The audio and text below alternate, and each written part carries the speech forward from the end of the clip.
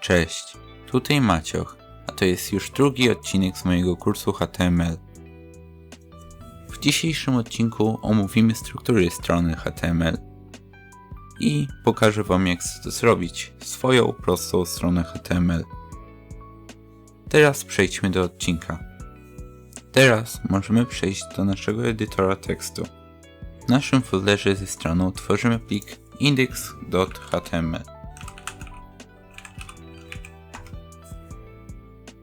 Nazywamy ten plik index, dlatego że gdy nic nie zmienimy w kodzie naszego serwera, przeglądarka jako pierwsze szuka pliku index.html. Teraz, kiedy robimy stronę w Visual Studio Code, możemy po prostu napisać HTML. Lecz gdy używacie innych edytorów, możecie nie mieć takiej funkcji, dlatego omówię Wam strukturę. Na początku piszemy doctype HTML. Jest to deklaracja, dzięki której przeglądarka wie, że chcemy używać najnowszej wersji HTML. Następnie jest znacznik HTML i tutaj język, w którym będzie strona. W naszym kursie będzie to strona polska, dlatego piszemy tutaj PL. Informuje to przeglądarkę, w jakim języku jest strona. Dzięki temu przeglądarka może przetłumaczyć tę stronę i proponować tę stronę dla polskich odbiorców. Teraz przechodzimy do najważniejszych znaczników, czyli head i body. W head będą funkcje typu tytułu, opis czy słowa kluczowe. A w body będziemy zamieszczać kod strony, czyli na przykład różne obrazki, teksty. Teraz zaczniemy od znaczników meta. Są one, aby zdefiniować rzeczy ważne do strony. Nie będą one widoczne dla użytkownika, lecz poprawią działanie strony. Zacznijmy od meta charset UTF-8. Ten znacznik definiuje system znaków, który będziemy używać na stronie.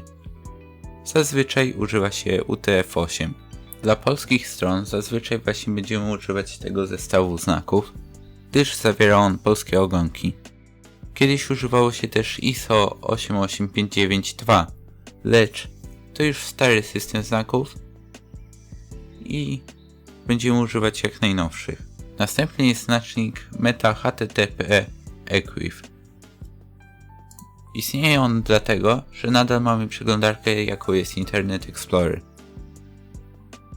I musimy po prostu to zdefiniować, czyli IE równa się edge. Następnie definiujemy viewport, czyli zasięg widoku strony. Najczęściej używa się tutaj width równa się Davis width, czyli szerokość równa się szerokości urządzenia i initial scale równa się 1,0. Następnie określamy tytuł strony. Będzie on się wyświetlał zarówno na górnym pasku przeglądarki, jak i na różnych przeglądarkach typu Google. My w tym odcinku zrobimy stronę o psach i kotach. Następnie możemy dodać opis strony. Będzie on się wyświetlał na przeglądarkach typu Google. Czyli piszemy meta name równa się description i content równa się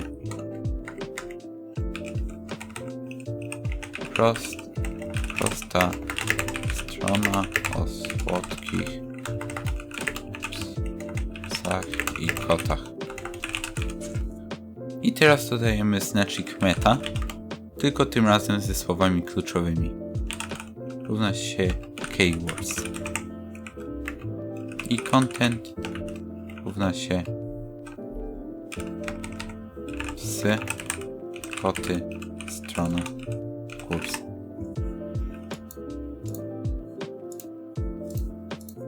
I teraz przechodzimy do sekcji body.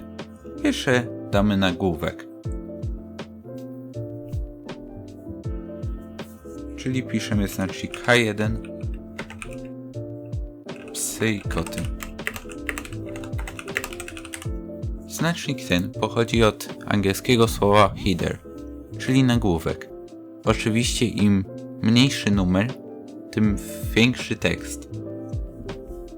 Dla porównania wstawimy też H3. To moja pierwsza strona. I teraz przejdźmy do przeglądarki. No i mamy napisy na naszej stronie. Jak widać, H1 jest o wiele większy niż H6. Teraz przejdźmy znowu do edytora tekstu. Teraz dodamy kolejny tekst. H3. Ładne psy. Teraz między tymi dwoma pierwszymi tekstami chcielibyśmy zrobić jedną linię odstępu. Jak zrobimy tak, to niestety nie pokaże nam się linia odstępu. Dlatego twórcy HTML wymyślili znacznik BR. Nazwa tego znacznika pochodzi od break line, czyli złam linię. Teraz już będzie linijka odstępu. Tutaj też wstawimy ten znacznik i dodamy obrazek. W tym celu piszemy img source, czyli źródło. Zamykamy. I jeszcze możemy dodać alt równa się pies. Atrybut alt służy do pokazania jakiegoś tekstu, gdy obraz nie będzie dostępny. W source piszemy tak, jak nazywa się nasz plik z zdjęciem. W moim przypadku będzie to doc.png. No i sprawdźmy, czy to działa. Jak widać, wszystko jest ok. Psy się wyświetlają. I teraz możemy dodać hiperłącze do naszej strony. Zrobimy to stosując znacznik A. I w nim atrybut href.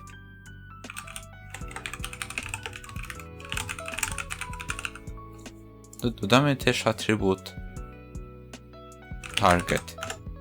Atrybut ten pozwoli nam na otworzenie strony z linku w nowej zakładce. Między tymi dwoma znacznikami piszemy tekst, który ma się wyświetlać jako nasze hiperłącze. Na przykład moja strona. I znowu przechodzimy do przeglądarki. No i jest nasze hiperłącze. Sprawdźmy, czy działa. Otwiera się na drugiej stronie. Więc wszystko jest ok. To by było na tyle z tego odcinka. Powiedzcie, jak się wam podobał. Zostawcie łapkę w górę i subskrypcję. See ya.